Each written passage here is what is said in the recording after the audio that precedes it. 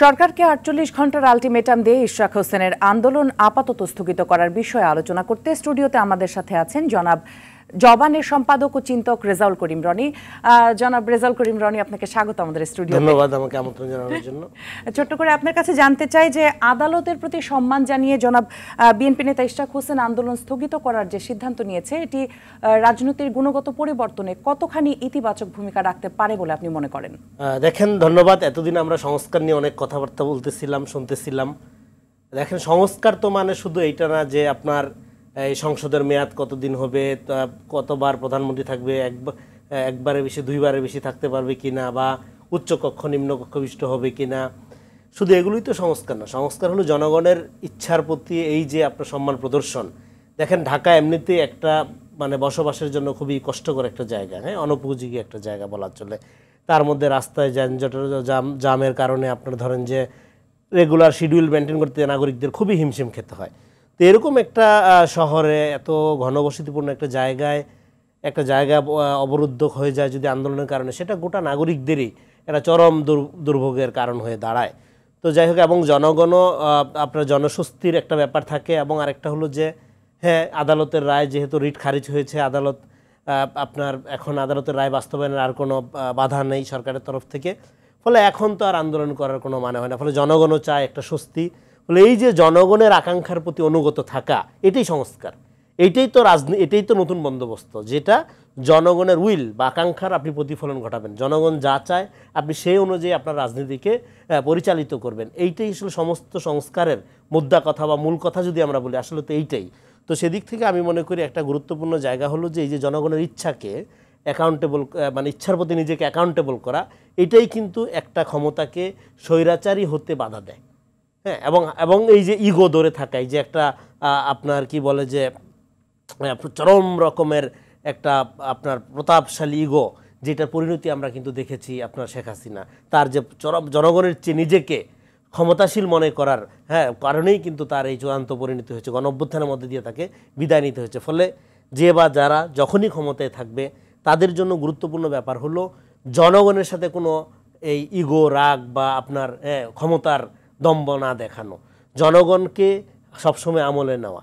আমি মনে করি এই আন্দোলন স্থগিতের সিদ্ধান্ত সারা বাংলাদেশের মানুষ স্বাগত জানায়, আমিও পার্সোনালি স্বাগত জানাই। এবং জনদুর্ভোগ, জনগণের ইচ্ছা এবং ডেফিনেটলি আদালতের রায়কে আমলে নিয়ে যে উনি দ্রুত আন্দোলন স্থগিত করেছেন। এবং আমি মনে করি শুধু আন্দোলন স্থগিত না, সরকার একটা এখন রাজনৈতিক কারণে দাবি পাল্টা দাবি দেওয়া হয়, উনি পদত্যাগের কথা বলছেন।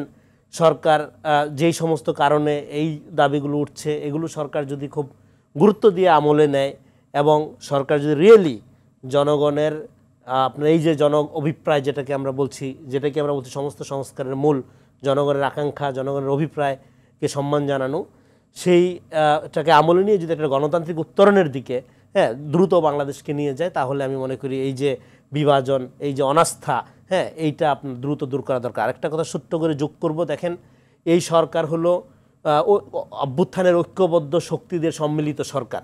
ফলে এই সরকারের ম্যান্ডেটের কথা যদি বলতে হবে গণ অভ্যুত্থানের ঐক্যই এর ম্যান্ডেট। ফলে ঐক্য যদি না থাকে সরকারের ম্যান্ডেট থাকবে না, পরিষ্কারভাবে বলতে চাই আমি এটা। ফলে ঐক্যটা ধরে রাখার দায়িত্ব সরকারের দিক থেকে যেরকম, রাজনৈতিক দলগুলোর দিক থেকে সেরকম। ফলে সেদিক থেকে একটা বৃহত্তর রাজনৈতিক দলের প্রতিনিধি হিসাবে ইশরাক হোসেনের এই আচরণকে আমি খুবই পজিটিভ, জনবান্ধব, জনগণের দিকে তাকিয়ে এমনিতেই তো উনি জনগণের মেয়র। ফলে এখানে মেয়র হওয়াটা না হওয়াটা উনি যেটা আগে বলেছেন, এটা একটা প্রতীকী ব্যাপার মাত্র, মেয়াদি আছে বা আর কয়দিন। ফলে কিন্তু জনগণের এই যে উইল, জনগণের যে আকাঙ্ক্ষা, জনগণের কাছে ক্ষমতাকে দায়বদ্ধ করা বা জনগণের দিকে ক্ষমতাকে নিয়ে আসবার যে প্রচেষ্টা, এইটার যে আপনার একটা উদ্যোগ, আপনার এটা বৃহত্তর গণতান্ত্রিক রাজনৈতিক দল হিসেবে বিএনপি তো বটেই, অন্যান্য দলগুলোর ক্ষেত্রে আমি মনে করি যে এটা আমাদের স্পষ্ট করে বলা উচিত। দেখেন, আপনারা সংস্কার কর্মসূচি বলেন, আপনার দেশের উন্নয়ন বলেন, যা কিছুই করার চেষ্টা করেন না কেন, জন আকাঙ্ক্ষাকে বোঝার চেষ্টা করেন। জন আকাঙ্ক্ষাই হলো আপনার সমস্ত সংস্কারের মূল কথা। যদি জনগণের আপনার দুর্ভোগের কারণ হয়, জনগণের অস্বস্তির কারণ হয়, জনগণের উইল আকাঙ্ক্ষার বিরুদ্ধে গিয়ে আপনি একটা মহান প্রকল্প ধরে নিলাম, আপনার কাছে মহান মনে হচ্ছে, কিন্তু জনগণ সেটা মনে করছে না, সেক্ষেত্রে সরে আসা দরকার। জনগণই ক্ষমতার উচ্চ কথাটা বলে না, এটা আসলেই সত্য। তো আমি মনে করি এইখানে এই সিদ্ধান্তের মধ্য দিয়ে ইশরাক হোসেনের জনপ্রিয়তা, এমনিতেই উনি জনপ্রিয়, আমি মনে করি জনগণ আরও বুঝতে পারবেন যে আসলে উনি জনবান্ধব এবং জনগণের সুবিধা, জনগণের আপনার কষ্ট যাতে লাঘব হয়, জনগণ যাতে আরেকটু স্বস্তির ভাবে আপনারা থাকতে পারেন, হ্যাঁ, সেই আলোকে উনি আসলে রাজনীতি করেন, ক্ষমতা বান্ধব না। হ্যাঁ, ওনার লোভ একটা দিকে আছে হয়তো, সেটা হলো আপনার যে ক্ষমতার লোভ না, জনতার লোভ। হ্যাঁ, সেই জনতার লোভে আরও উনি লোভী হয়ে উঠুন, জনতার সাথে ওনার সম্পর্কটা আরও অটুট হোক।